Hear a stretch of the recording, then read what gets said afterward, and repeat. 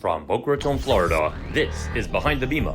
On this episode, the rabbis are joined by a true hero of the Jewish people, an elite commando in the IDF's legendary Unit 669, whose face and name must remain redacted for his ongoing security. Known to us only as Guy, he is a sergeant major, a combat paramedic, and the author of a powerful new book, The Rescue, October 7th through the eyes of Israel's top rescue commandos. Guy shares his remarkable journey from an aspiring doctor to a member of one of the IDF's 4 elite units, details the grueling physical and psychological training designed to create soldiers who can rescue anyone, anywhere, under any conditions. And he offers a rare inside look at the mindset, resilience, and nerves of steel required to be part of the world-renowned Unit 669. All this and more, Behind the Bima. Welcome back to Behind the Bima. We're so excited to be coming to you from our brand new studio. And the very first guest we have in our studio, in our formal setup, is a real hero of ours, someone we admire enormously. And as you can tell, his face is blocked out. You can't see his identity, and we won't be able to use his last name because the Israeli government has redacted his name and his face. As an elite commando, a member of the 669 unit, a real hero of the Jewish people in previous wars, and whose skill set will still be needed, is somebody who can't be revealed and visible to the public. But we couldn't be more excited, Guy, that you're here with us in studio for this conversation, to hear your story, your background, and to talk about what's happening now in Israel and this war. Thank you so much for going behind the Bima with us. Thank you so much for having me. Really excited to be here. I hope now my face is blanked out, so you can't see how excited I am, right? I can't see, but we can see. But we can see, and we appreciate it very much. So Guy is a sergeant major, IDF Unit 669, and this new book came out called The Rescue, October 7th, through the eyes of Israel's para-rescue commandos. This isn't your first book, but this is the first one that's been translated into English. So much to talk about. Tell us about that first book and how viral it went, how popular it became in Israel, and why. But maybe take a step back. First thing, tell our audience who don't know, what is Unit 669? 669 is one of the 4 elite units. Mostly known are the Shayetet 13, the Navy SEALs. The Sayeret Matkal forever will be known for Entebbe Rescue. Shaldag is the Air Force Commando. And we are the smaller, younger sister. But my opinion, not objective, is that we have the best job. Our job is to be able to reach, rescue, and evacuate while treating, medically wise, anyone, anywhere, whether it's air, sea, or land. Why I'm saying that? Because obviously in the Army, our duty is to evacuate and treat, extract casualties from combat, pilots ejecting their planes. But over the years, 669 also got the responsibility as a Coast Guard for Israel. Hikers, when they get caught in places that civilian forces can't arrive there, or humanitarian missions, many of them over the years. So that's the mission, and that's what we do 24/7. So you're combining several expertise. You have to be able to medically treat and evacuate, but do it under fire, exchanging fire, taking out enemy and terrorists, and trained to do it, like you said, in all these environments. So what's the training to be a member of 669?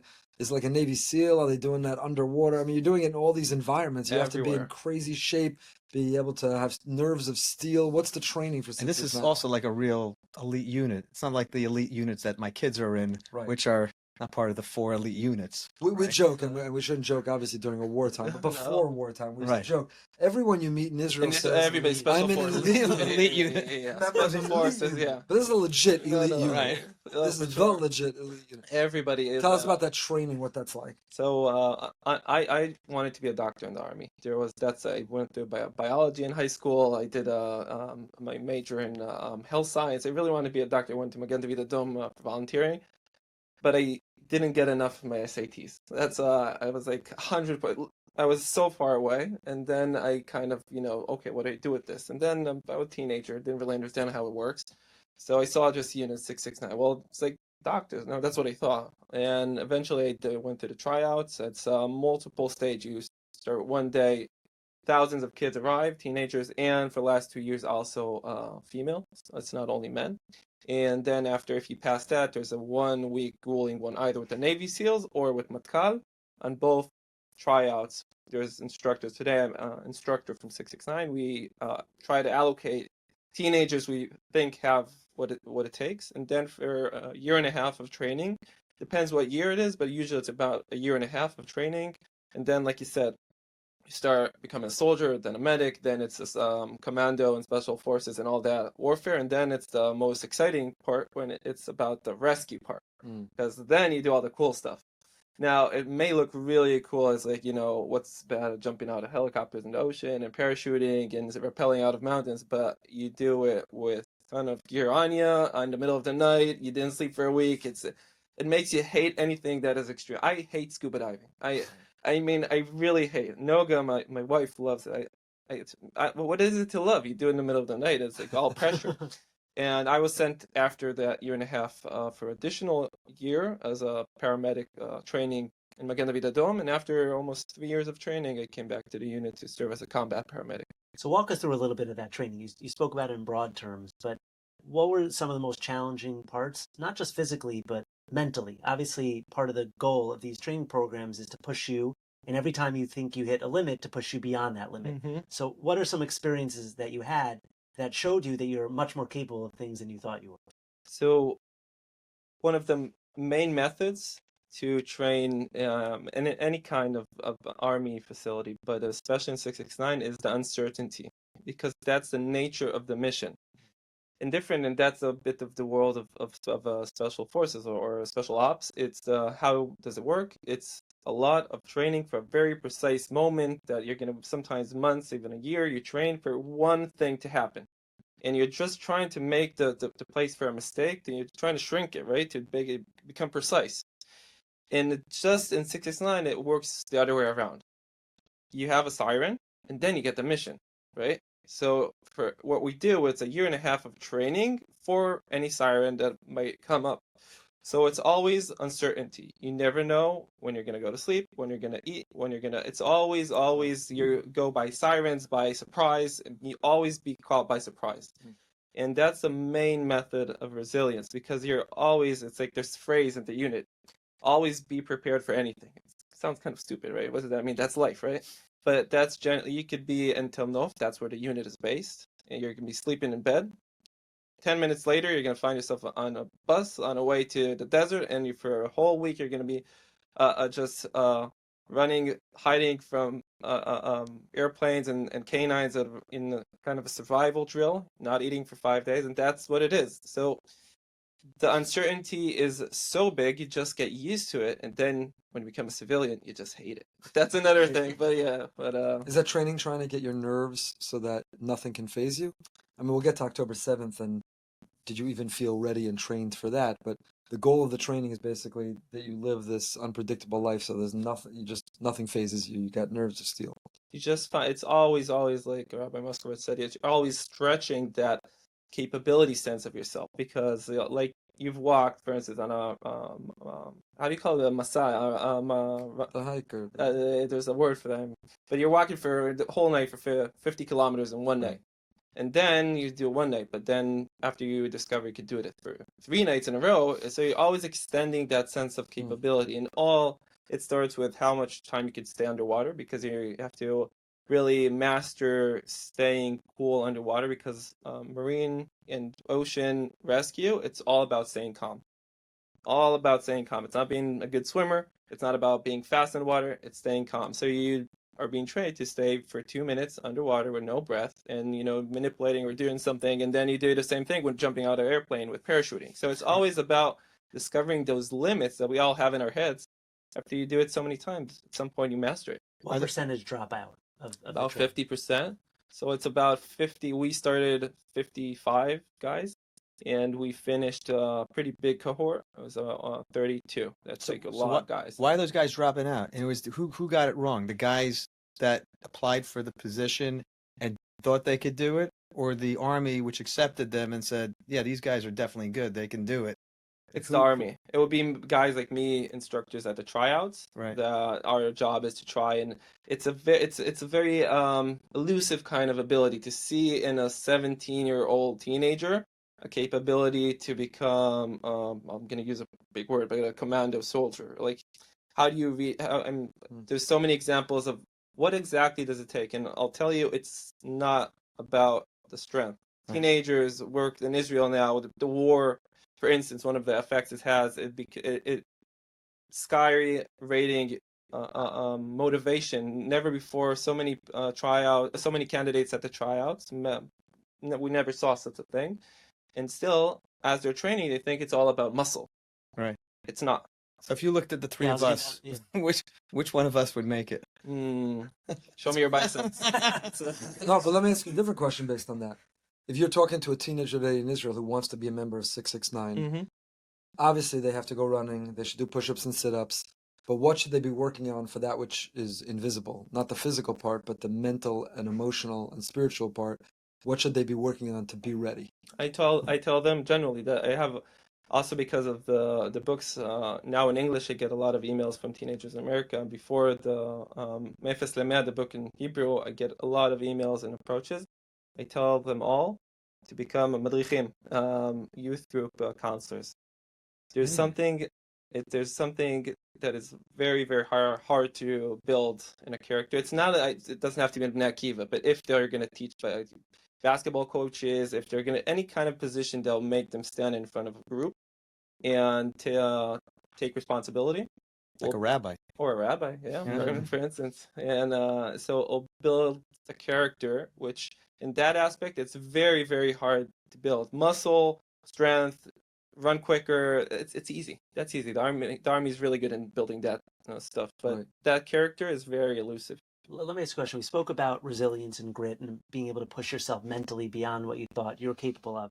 A lot of our listeners are probably like the three of us. We're never going to be in Sheishish Teisha. We're Never gonna too far. be elite combat units. I Speak can't for say yourself. like Goldberg, but for myself.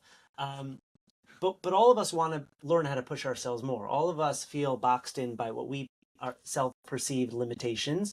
And part of success in life is learning to push yourself beyond that.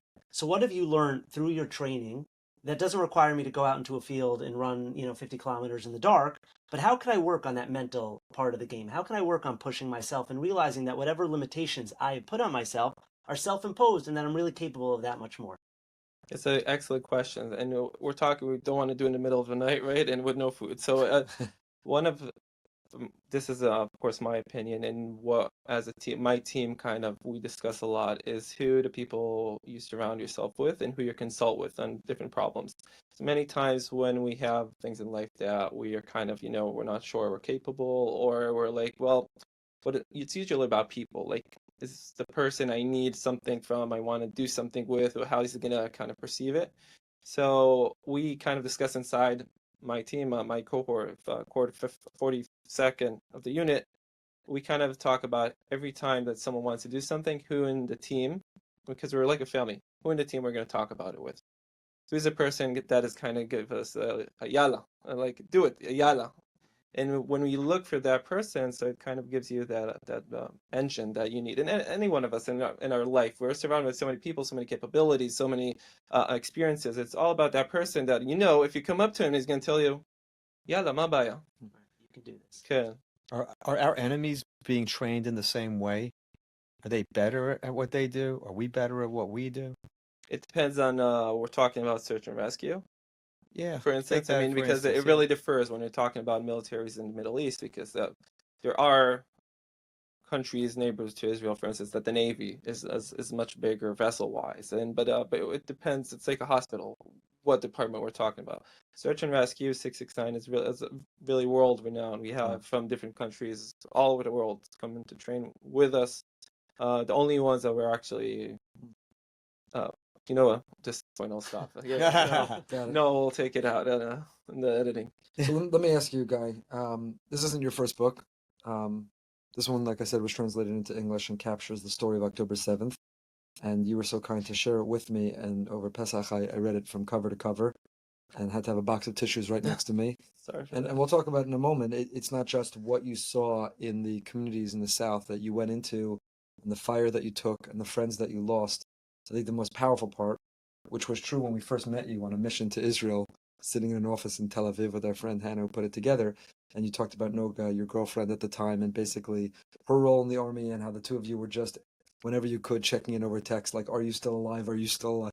And that just, gives you that sense. We'll come back to that in a second. Talk about your first book and why that first book. How did you get into writing? You're interested in medicine. You become this 669 elite commando. That doesn't necessarily make you a good writer. How did you get into writing? And what made you put out this book? And how did this book blow up much bigger than anything you ever thought? Um, person that I generally owe the first book is my father. It was his idea. He put the confidence in me that it could become a book. I'm the oldest son in my family, and I grew up in a religious community near Tiberias.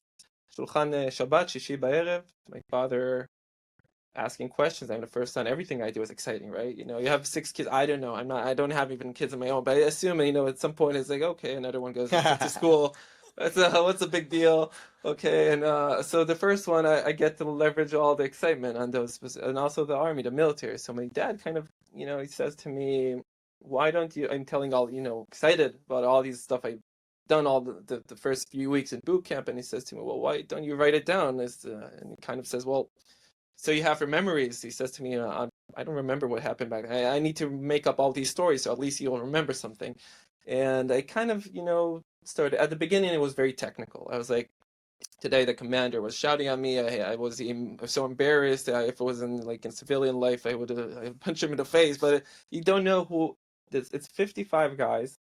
They're like caught together. We didn't meet each other before. Are just thrown into this most intense environment. You don't even have 10 minutes for yourself a day to talk with anyone. You don't know these guys, and you're just running, shooting, you're marching all night with stretchers on it. That's all you know about them. We were even after 3 months in boot camp, we were kind of the first time we met each other off the base, the first Legila, it's the first week vacation. We're actually kind of, you know, we suddenly understood. We saw each other either in uniform or naked. We never saw each other, you know, in real clothes, in real life clothes. It was like, so it's all this tension about it, and it opened up. I was like, I was on Shmira, guarding in the night at the base, 2 a.m., and I find myself, you know, writing in this piece of papers. I was like, today, we did this and that, and then I was like, how did I feel? I was scared. I was tired. I wanted to call my girlfriend back then. It's suddenly it's feeling. It's not technicality. I just got addicted to it.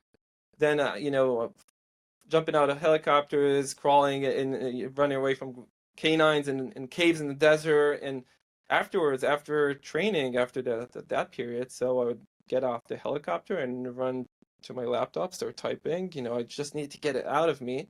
And I was embarrassed of it, honestly. It's like that. It's not something a bunch of dudes, the most toxic, macho environment you could imagine. The guys are either at the gym or they're eating if they're not on mission. That's all they do, Right. or hitting on girls. That's Right. true. Right. So, and then you have this. And here you are writing about your feelings. Yeah, I was like, so I know I didn't tell anyone. I was like, Right. what a Princess Diary kind of stuff, right? How do I even start to engage? Come up with all kinds of, you know, stock market, looking into stuff like that. And after we got out of the army, and my dad was the only one to read that stuff. And he was like, God, this is amazing. It's amazing. I was like, what's amazing about it? He said, I don't know, it's amazing. And I was like, I thought he's my father. You know, I was so bad in basketball, and he still said, yeah, I'm amazing, right? He's never going to say I'm not good at something. And then it was a year before I got out of the army.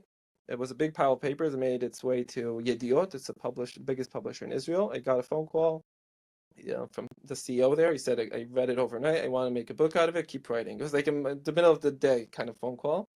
And that's what I did. And we never know what Siren's going to be next, what's the mission is, and that's going to be, you know, and it's the only book, from my knowledge, not only in Israel, that was written during service, not afterwards, and when no one knows what's going to be the next chapter. And when I got out of the army, the last day on service, I told my team. They thought, they were like looking at me, well, what are you talking about? It doesn't sound real.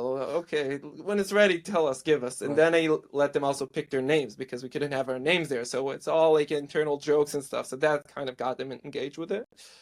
And when it was out, it just became a huge bestseller. I didn't believe it. Still until today, I don't believe. My name isn't on it, obviously.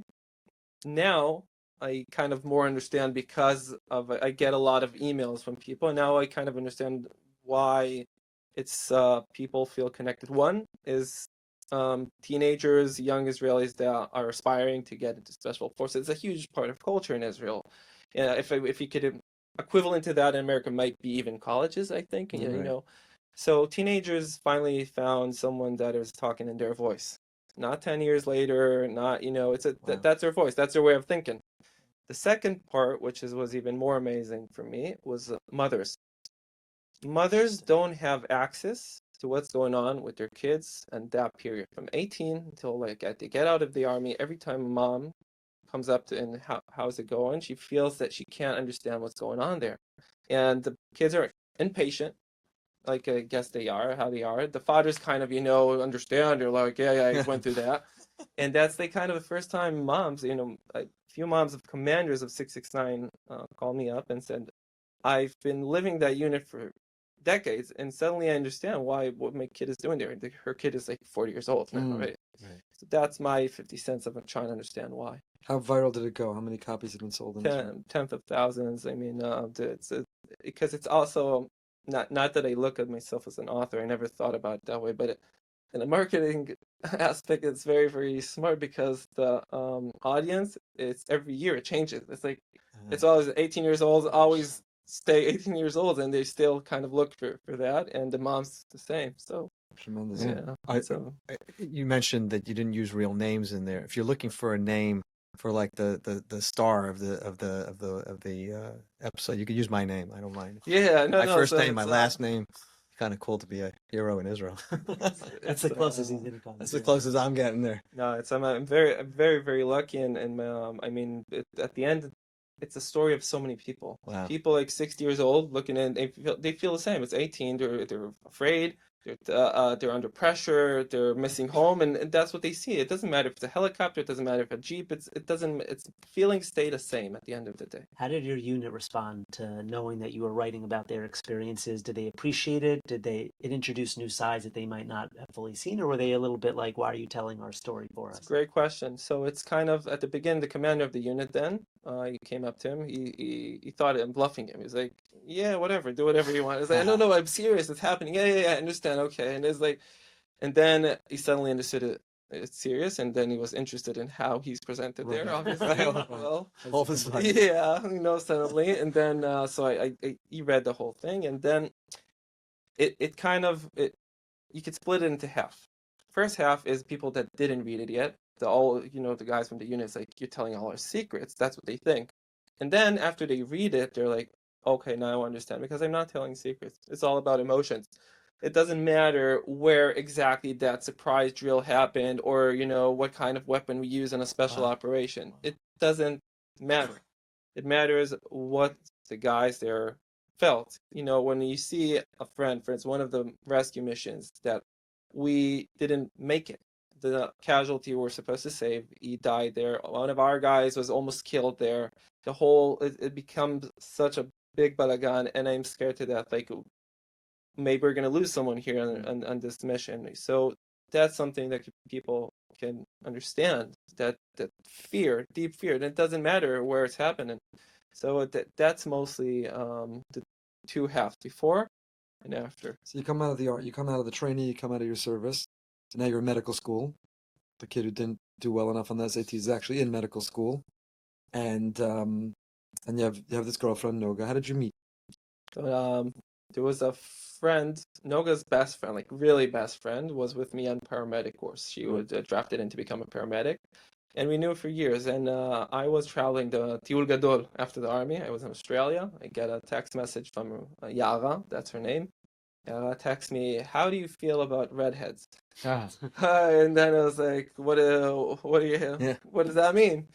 And Noga at that time, she just broke up from her mythological boy for like 6 years or so. I don't know. There's something really long. We don't go into that. And then she's like, Yara was like, I have an idea. That's like 6 hours after they broke up or something. And then she gave it some time, but she was cooking it nice. And then she tried me out a few months later. What do you say? My girlfriend's my friend here is still available, and that's how it came to life. Yeah, I think you tell the story in here. You're in medical school, Noga. What's Noga's role in the army? She is during the war. She is the commander of a frontline headquarters of the special forces, obviously, but the special forces of the paratroopers. So Right. she is the only female in the army who does that role. It's usually ex commanders of brigades of the paratroopers, and the commander of the paratroopers 5 years ago came up to her and asked her to do that position. So walk us through what's going on. You're in medical school. She's in Law. school. Yeah. And How you can't get more Jewish than that. Even it's in a high-tech nation like Right. Israel, A it's proud still Jewish there. mother. medical school, law school, both put in your time, both did your service. Life should now become graduate school, get married, white picket fence, and all that. And instead, October 7th. So take us to the book. Take us to the rescue. Take us through. Obviously, you can't tell us the whole book in this conversation, but what those first hours and days were October 7th, and some of the things that you had to do and that you're still doing, because I know you've gone back in and out. Yeah, so at 669, generally we do a lot of reserve duty because it's such a small unit. There's no like another units that do it, and we're shifting around. So as a combat paramedic general, every year it's about 2 to 3 months of reserve duty. So it's kind of my life in some sort of a way. For Noga, it's different because it's exercising. It's like the big army. The army is not the Air Force. It's not the Navy. It's definitely not 669. It's infantry. That's how you win a war. Paratroopers are the forces that win a war. So when they train every few months, so they're like, on the Golan Heights, if there's an attack from Syria, from Lebanon, etc. And that's usually it's so far away from our thinking, because we were young generation. We grew up into a world, perhaps, that we thought that it could never happen to us, right? It's like we're all about training, And suddenly, October 7th, and this is also one of the things that we understood as we're working on the book, the guys from the unit and I. It's so hard for us to explain how little we understood happening. It's like I'll tell you guys today, tomorrow there's going to be an alien invasion. You're never going to be able to imagine something. How does it look? It's a green, it's a black. That's how we felt. We're driving down south on October 7th.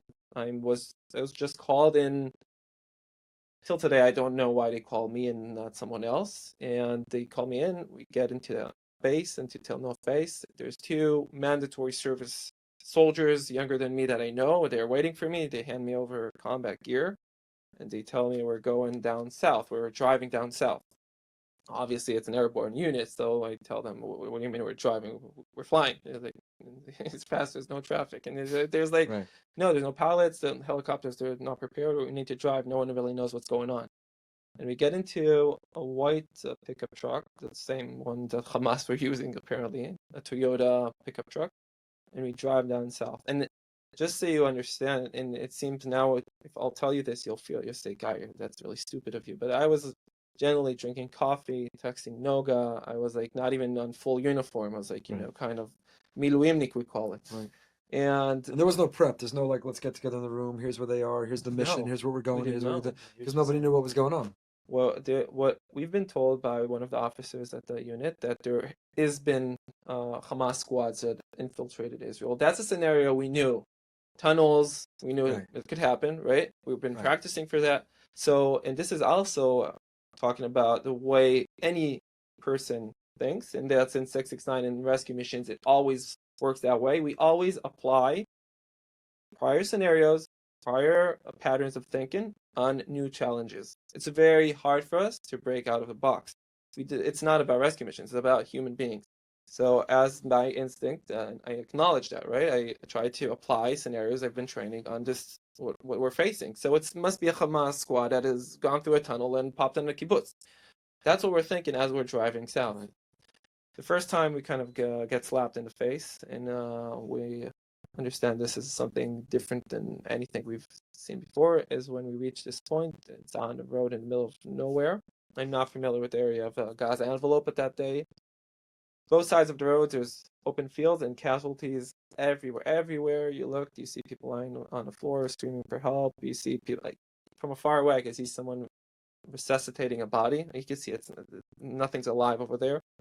And they start running around doing triage, putting tourniquets, trying to make people useful, to like apply pressure on bleeding, and, trying to make something out of this huge scenario. I don't even think what's going on. And until at some point it crosses my mind in a very intuitive way that it seems like everybody's dressed up, like, why is everybody dressed up and I'm Israeli? So it's like, it seems like they came back from India. I was like, whatever, it looks like a party in India. Like, I didn't know it's a Nova festival. I had no clue that there's a festival going on.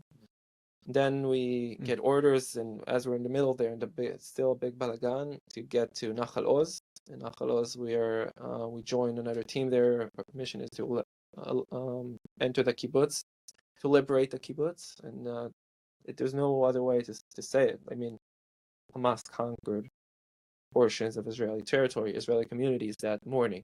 That was our mission. Of course, we have casualties, and the whole army is in chaos. So we're struggling to understand how can we evacuate the casualties. At some point, one of the casualties there is a soldier that was shot in the chest, and I didn't have any communications, no helicopters, nothing. So I just put him on a jeep, and I told the driver, just drive as fast as you can. Either you bump into ambulance or to ER. Just keep driving. He asked me, what do I do if he deteriorates, if he loses consciousness? I said, you just drive faster. There's nothing better to do at this point. And that was a legit method that morning with many other casualties. Then after we generally managed to liberate Nachal Oz, we get a phone call with 3 guys, pickup truck, and we're out of medical supply at that point. We get a phone call from the deputy commander of the unit. He says to us to make it as fast as we can to Kfar Aza. It's about noon. And then still, I cannot emphasize enough, definitely today, as we're doing, in my opinion, not such a good job, as we're investigating, not in the investigation, that perhaps we're doing a great job, but to also understand how little when I say we, soldiers, forces that were sent down there, doing our best, we didn't know. We arrived at Kfar Aza. I couldn't imagine, in my worst scenarios, I couldn't imagine that there's actually 300 terrorists holding buildings, captured that kibbutz. It's out of my scope that morning. I think there's a squad. There's a few casualties. We'll eliminate them in a few hours. And there's so many casualties. I'm trying to enter the kibbutz of Kfar Aza, and it's like a stream of casualties, the worst, terrible wounds of combat, grenades and gunshots, and there's so many coming in. I'm out of medical equipment. We're 3 medics, and we're trying to do our best there. Then there's civilians coming out, because soldiers manage to rescue civilians, and then it's a whole different scenario. Mass casualty incident of soldiers, and then you have elderly, children coming out. In the middle of the night, we generally manage to gain control of the kibbutz. I thought, this is the worst. And then we get a phone call. Deputy commander of the unit, he says to us, you feel that you've done what you need in Kfar Aza? Because no one really knows the big picture. It's all about what we decide, where we need to be. And he says to us, make it to Be'eri. Then we got to Be'eri. How long at this point? You've been awake for how many hours? You hadn't eaten in how many hours? You're exchanging fire and... So it's I got out of Shoresh, where my Noga's parents live. It's around I think 7:38, around that, and I was so stupid. Her mother made me sandwiches. I left them in the car until no, and all I could think of, I can't believe I left it, and that's a mistake I'll never do again. And it was like around 2 a.m. First time a United Atala ambulance comes up, opens the door, and there's a big pile of pizzas. Yeah. I don't know where they bought them, for sure. World record, the best pizzas on earth. Like that, I can tell you for sure. So I got a slice. Then we went to Be'eri. Their mission changes, and our mission was what we told we need to do is to look for signs of life. And it's not about running a mass casualty incident. It's not about engaging combat. It's to look for people alive, whether it's casualties and it's elderly stuck in their houses or disabilities. And that's what we do. We drive inside the kibbutz slowly in those paths. And this whole time, you're not processing, you're just going. I assume that's part of your It's training, is all to not going. allow any emotion, to not allow yourself to really think, but just to allow the training to kick in. I'll tell you what. I want to say yes. The real answer, deep down, no. I think in this point of life, I'm 30 years old. It's not like I've been through a whole life, but I think as time goes by, Definitely. I had more resilience and more ability to stay stiff as a mandatory service soldier. There's a few moments. One of them at the entrance of Gaza. There's a lot of moments, but one of them I remember till today at the entrance of Gaza is as I'm running that mass casualty incident, trying to evacuate casualties. There's no vehicles, few ambulances of United Silent, and then suddenly one of the officers there comes up to me, and he says to me, in a few minutes or in a short while, there's going to be a truck that comes in with casualties and bodies and corpses. Right. And I, in the middle of chaos, there was like, yeah, of course. I'm not dealing with anything that is not happening now. Don't talk with me about it. And then that truck arrives, and were a few guys from the unit, and we have casualties. We have children and civilians that we're still waiting, trying to figure out how we're evacuating from there. We have also detainees, Hamas detainees that we have. At one point, it's like big chaos. And what I'm asking the guys there, well, two guys from 669, is to take that truck. And there's whoever visited in Gaza, there's this line of trees that goes on the road down to that yellow gate. Behind the line of trees, we put all the bodies, of course, soldiers, civilians, whatever's not alive, we just put it behind those trees. And I asked the guys, those two guys from the unit, to take the truck behind and just so all the kids here and all the civilians don't see it. And we forget about it. There's more casualties coming in. And then I feel like they're gone for hours. They come up after I start looking for them. And they come up, we're walking up the street back, and I see they're pale and they're sweating like after a marathon, and they're not like, kind of looking me in the eyes. They're like, and I asked them, Makore, what's up? I'm even a bit angry. Where are you? I mean, I need you guys here. What are you doing so long? What took you so long? Then one of them says to me, Zaya Noga. He says it was terrible. Then I understand to adopt myself. I said, what happened? And he says that there were pieces of bodies. He said he recognized friends of his from Officer Academy, and they're like, it seemed for me like hours. All what they were doing is unloading pieces of bodies of soldiers. Some of them they knew, they're young guys, from a truck, trying to hide that from all the people around there. And that moment, it's more of a moment of emotion. I see them, I look them in the eyes. I'm looking, I'm trying to search for their eyes because their eyes are like going all around, and I'm trying to catch them. And then I feel like this I feel tears in my eyes. I'm kind of choking. I can't allow myself to choke. I'm keeping myself together, But that's those moments that the feelings and emotions, it's so strong, you can't keep that mask on. So that's one of those many moments. As one of the first responders, when you got down there, and you didn't know what you were coming into, and obviously the people that were sending you had no idea what was going on down there. What did you tell them? Were you like, you guys don't understand? I'm saying we got to get the whole army down here right now, like now. Like maybe you don't understand. Like, what were they telling? No, don't worry. Like, what were they telling you? What was the response?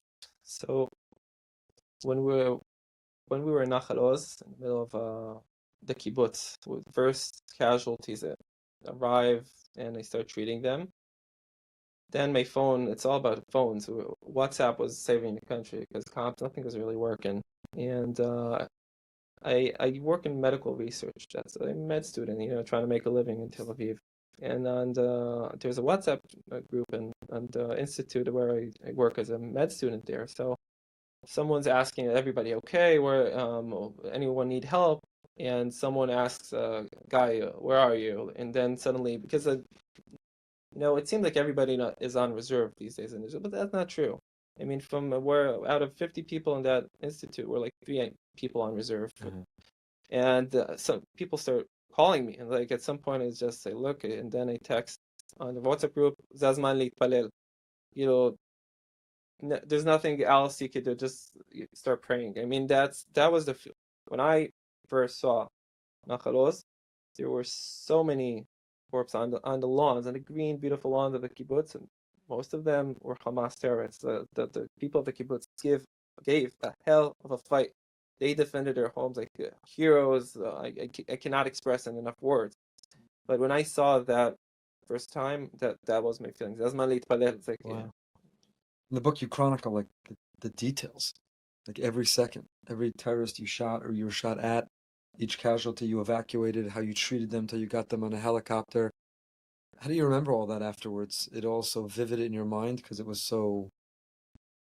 So when we started, like initially we thought to, before the war, to translate Me'efes Lemeh, the book, the renowned book about 669 that all the candidates read. What's the title? Me'efes Lemeh. Me'efes Lemeh, it's from 0 to 100. Right. That's kind of a phrase also at the unit because that demonstrates the way the unit works. Like you're sitting around hanging out. Yeah, FS, you're and all of a sudden you're at Mea. Yeah, you're in a pool, you're playing ping pong, you're sleeping, and then within 15 minutes, not like 15 minutes by definition, that's the Right. orders by the HQ. By 15 minutes from the siren, you're on the helicopter, no matter what the mission is. So that's why it's called Me'efes Lemeh. And generally, after October 7th happened, so we're thrown into the war, and we kind of thought maybe you can't write anything about army, Israel, Jewish people without mentioning October 7th. That's the feeling. And then, but how do you engage? There's so much there. It's like, and it's such a big balagan in our head. That's like a few months after the war began. We're generally extracting casualties from Gaza at that point. And between, I'm trying to figure out how do I grasp this? Where do I start? And I tried like my own kind of path. And then I said, well, this is not enough. And I approached the guys that were fighting there. One of them that woke up in his kibbutz, and he and a few guys from the kibbutz generally, they saved hundreds of people. Wow. One of the guys from 669, he asked one of the guys in the helicopter, and this is a combat operator that over the years he told me, I'm doing reserve with him. He said that he has a diary and he likes writing, and I know he was on a helicopter that day, and I come up to him and I say, Matan, what happened?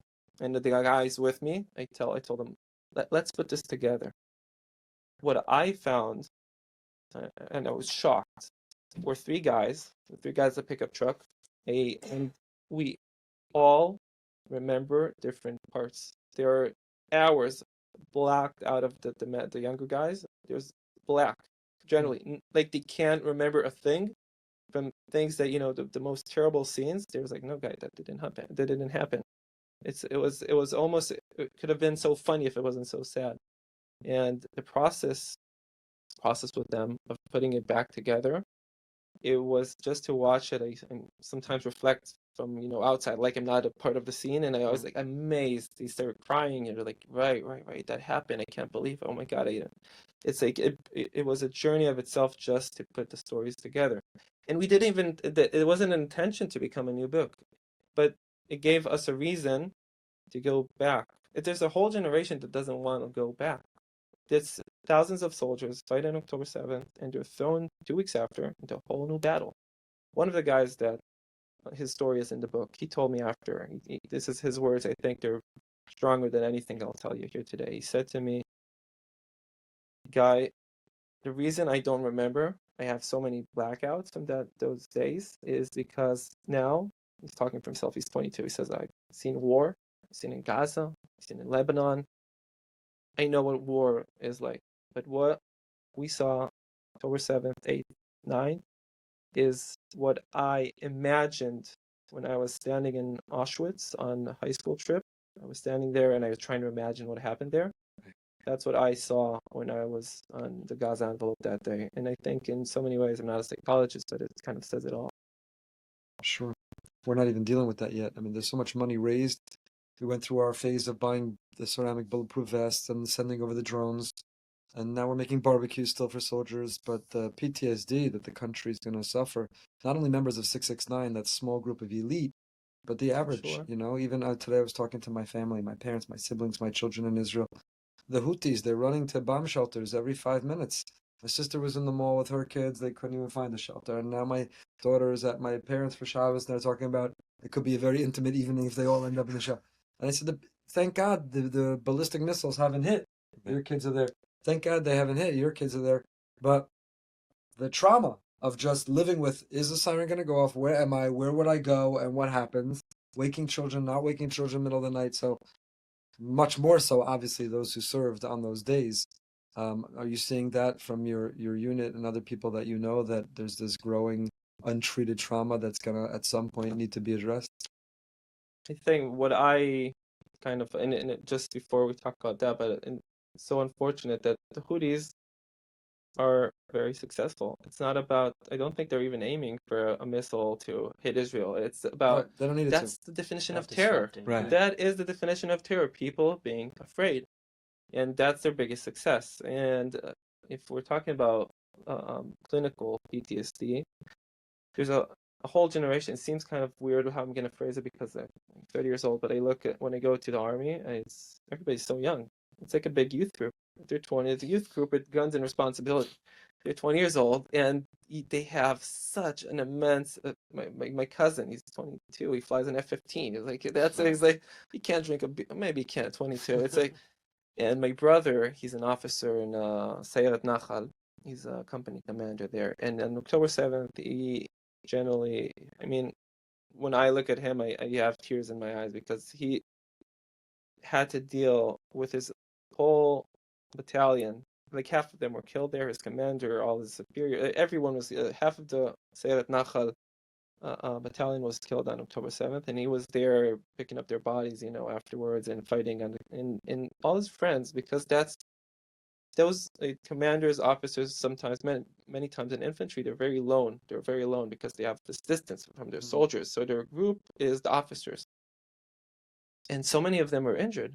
He sits for a beer in Tel Aviv. One of them, PTSD on a very, very severe level. One of them doesn't have a leg. The other one doesn't have an eye. It's things we could never imagine, and still they're having a beer in Tel Aviv, laughing about it. He tells me there are jokes about, about the guy. One of them got a really nice car because he doesn't have a leg, and now he says he's getting all the girls because it's dark humor. Dark humor, Yeah. but you know what? It's legit. Right. Everything is legit when it Wow. comes to developing the resilience you need to look forward. But let me ask you that same question from a different angle, which is you and Noga. So obviously you're engaged at the time, I think. She's experiencing the war very different than you are, I'm sure. The things you're seeing, the things you're experiencing on a day-to-day basis was very different than hers. Israelis with like a machismo attitude aren't necessarily known for communicating emotions and feelings and experiences.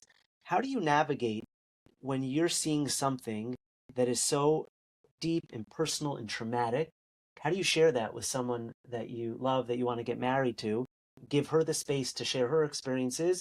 How do you develop that commonality? Because that's something that we hear all the time from people who are in Muluim. They come back for Shabbos to their wife, to their children, and they're like, I can't talk about it. Like, my kids would never understand the experiences I go through, and so I keep it all bottled up to myself. Obviously, you're very different. You're writing about it. You're speaking about it. How did you and Noga come to a place where you were able to communicate about those experiences? I'm not any different. This one, this was my way also. I gave it to Noga. It was on my laptop. It was still in Hebrew, and that's when we dropped. We said forget about translating from 0 to 100. I was like, it doesn't matter. And I came up to her and I said, just please read it. And as she was reading it, I sat next to her, and I was crying. I couldn't bring myself to a place to say this, to share with her in my words. I couldn't, and as you said, I'm not the typical macho Israeli, and still I couldn't bring myself to the closer the person is, yeah. So it's even more challenging to share. And what Noga told me after, like she read it, and then she's like, she didn't have any words, and I was kind of hurt by that. I was like, don't you have? I'm like sobbing. My heart and soul. Yeah. I just put my heart on a plate, and like she looks at me, and she's like, "That's nice." Yeah. And then she said something that I found fascinating. I didn't even think about it. She says to me, "I just cannot imagine. It's just too hard for me to imagine that all I read now is you. I feel like I have to put it in a place like I read a story of someone. I can't imagine you being Fiction. that figure." It's fiction. Yeah. So it hit me. And then after the book came out, so a lot of guys I know, because they shared it with me, that's what they did. They took the book, gave it to the parents, said, "This is not me. This is what went I down would there." too. Wow. So That's another value of it. You gave Wow, people a what a gift. voice. You gave a It's, voice. You gave them the ability. And is this book in the Hebrew also catching on in Israel? Has it been yeah, sold widely? it's I mean, one example, I mean, of the from from my feeling, I feel so that we're so lucky, the guys and I that wrote it, is, and just because we had a reason, that's the thing, we had a reason. We wouldn't have done it. We would just continue with life, surviving this balance between miluim and civilian life. We're a year and a half from October 7th, Yeah. not even, right? No, a little more. Wait, a little more, more than, not even 2 years. There's more than 100 books in Hebrew about October 7th, more than 100, and still, this is the only book that is written by soldiers, not testimonies of victims or journalists. The rest is in it comes back to that thing. What is the reason? You need to cling on to a reason to go back into those days. So yeah, it gives a perspective. It's not an easy we were struggling, a long time. How we stick with the truth. If we sugarcoat it, we're just gonna, what are we doing? It's worthless. But if we're just gonna make it a tremendous traumatic read, so we're gonna lose the reader. We don't want to Right. torture anyone. So You're a brilliant writer because it also doesn't just grip you, but the drama and changing scenes and flashing to what Noga's doing and what you're doing. The most powerful parts, as I said, are you and Noga checking in on each other. Maybe you can speak about that. And then when you talk about, when you finally do steal a little time together, collapsing in each other's arms and falling asleep that way, you're like, wow, you read, because you could see the image, like two heroic soldiers risking their lives, not knowing if the other's alive. And when you're reunited, you just collapse in exhaustion and gratitude that the other's there and fall asleep that way. I think there are a couple scenes like that you write like that. So what was October 7th, 8th, 9th like? This woman of your dreams that you love, that you were so nervous to propose to in the biblical zoo, that not knowing, like with every soldier that you're evacuating and not knowing if they're going to live, you could picture maybe that's her, where she is. And she's doing the same thing, fighting for her life, wondering what's happening with Guy right now. So what were those days like, and how often did you get to check on each other? So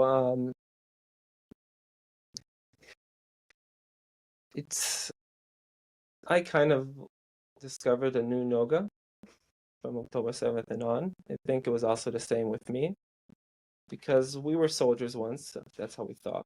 And suddenly, in an instinct, it came back. She became more of a commander than a spouse or partner. And my team and I, we just became soldiers again. And the girlfriends were like, we're one in each other's tuchas in Tel Aviv. We're like my team, and the girlfriends they're talking. They felt like they lost a bit of their boyfriends or husbands into that chaos, because they brought up all this with instincts that we didn't need anymore in life, and here we are, soldiers again. And I found for myself, one of the things, I became very mad at Noga. It was before our wedding. We were very looking forward for it, and then suddenly it was talking about a wedding, right?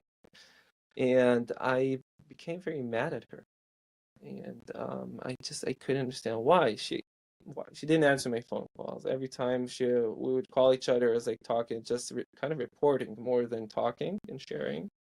And I found myself very mad. I barely saw her, and it took me a while, and until I kind of understood that anger I'm feeling is just my very stupid, immature way of missing her.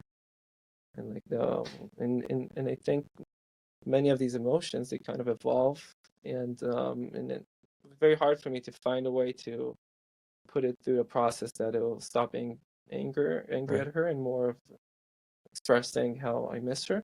She's much better in that than me. That's why she's not angry. She's just missing. But I'm a male, Israeli, typical. So yeah, that's one of them. A lot of examples of ways that we just need to understand how to communicate.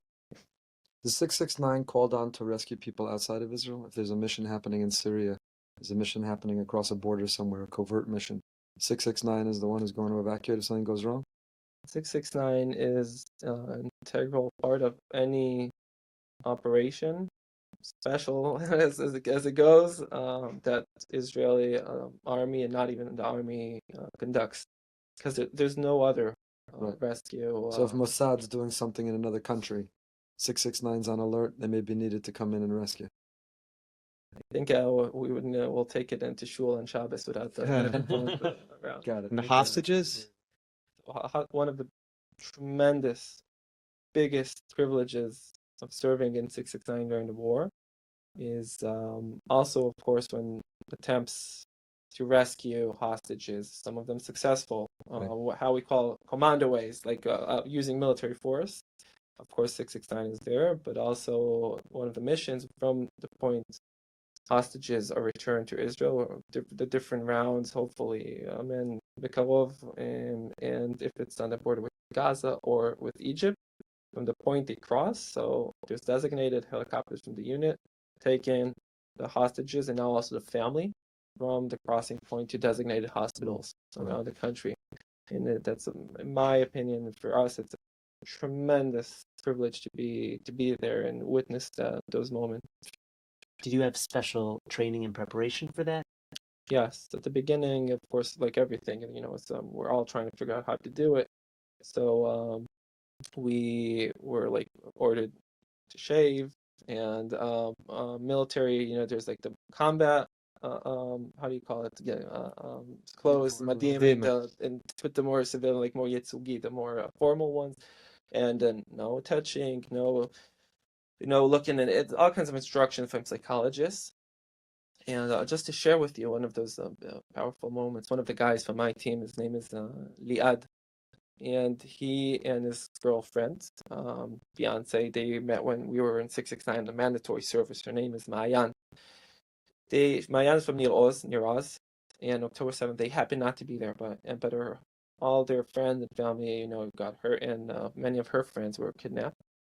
And her best friend also was kidnapped and held in Gaza. She was returned a few months ago. And Mayan was, just all she was doing was to try and keep near Oz above water for a year and a half.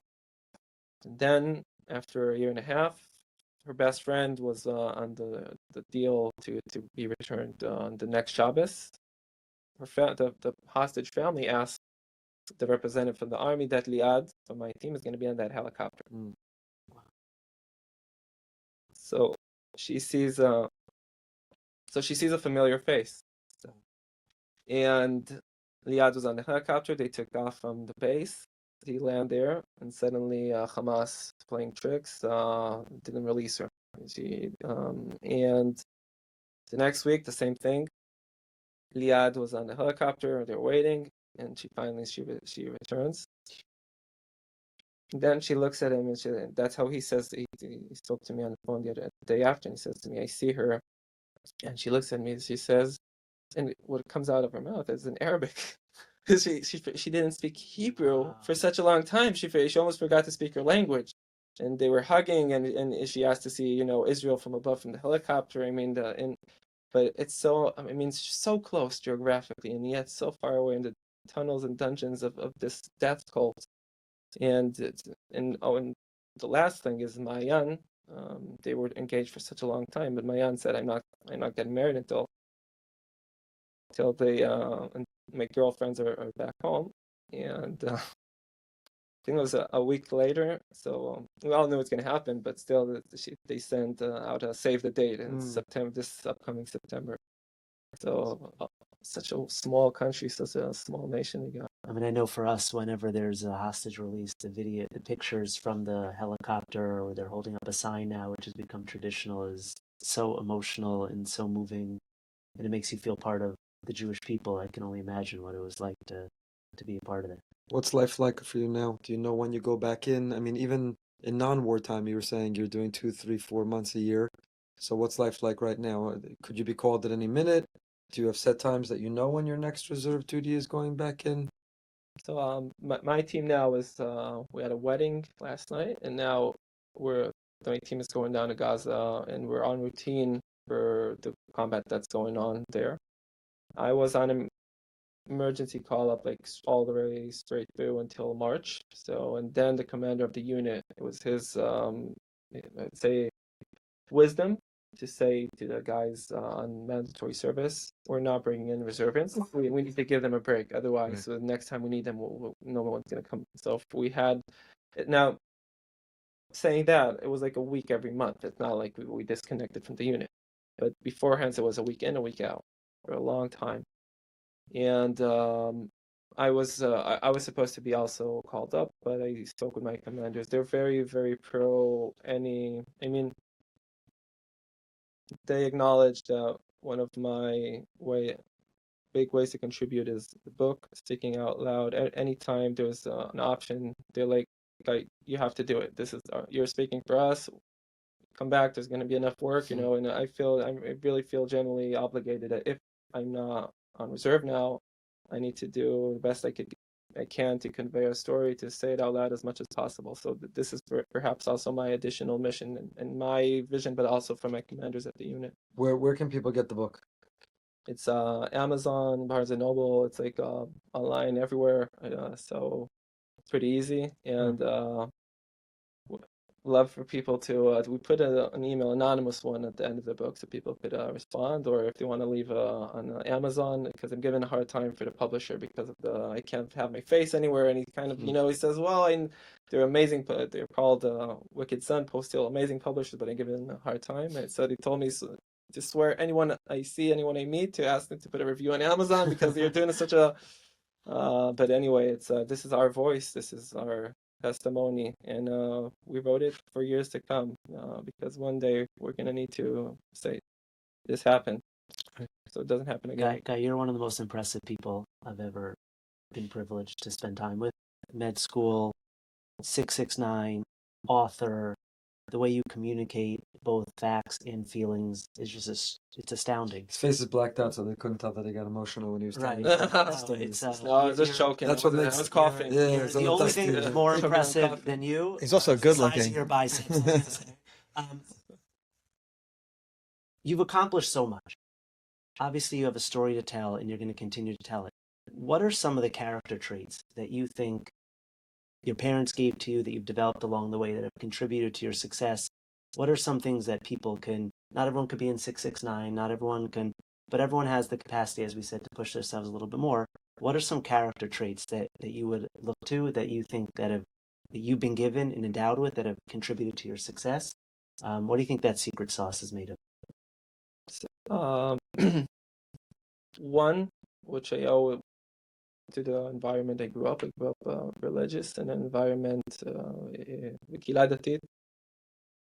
text was a huge portion of my education. At school, at high school, in the yeshiva I studied, they didn't care about math. They didn't care about English.